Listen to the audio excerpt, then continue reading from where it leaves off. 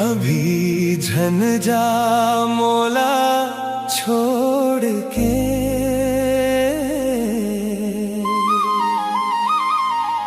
दिल तोर संग धड़कत है।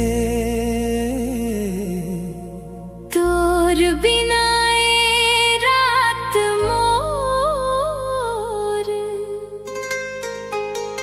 सुनापन मां भटकत है।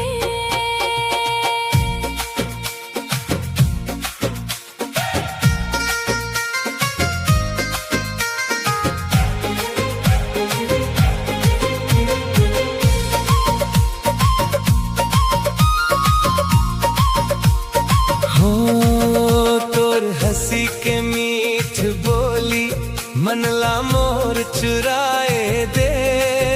थोड़ा देर और रुक जाना, माया के रंग बरसाए दे। अभी झन जा छोड़ के सजनिया, अभी तो माया बढ़त है। तोर संग बिताए हर पल सपना जैसन लगत है।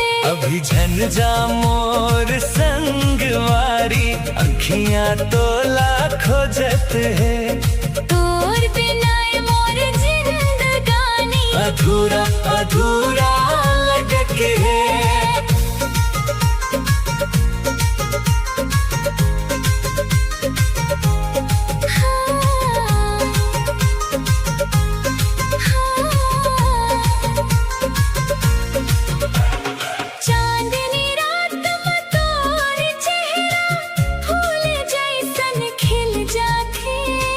धीरे धीरे तोर मुस्कान दिल में आग लगा जाते। हाथ पकड़ के पास बैठ जा, धड़कन ला सुन लेना। ए माया के मीठ कहानी आज रतिहा बुन लेना। अभी झन जा छोड़ के सजनिया, अभी तो माया बढ़त है। तोर संग बिताए हर पल सपना जैसन लगत है।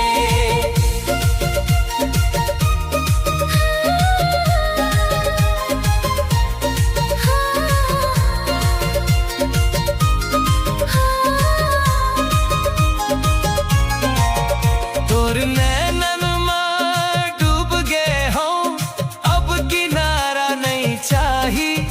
तोर माया के छाँव बिना मोला कुछ नहीं चाही।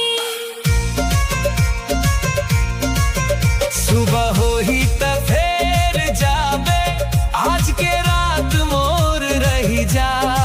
दिल के बात ला सुन ले साजन, मोर बाहों मां खो जा।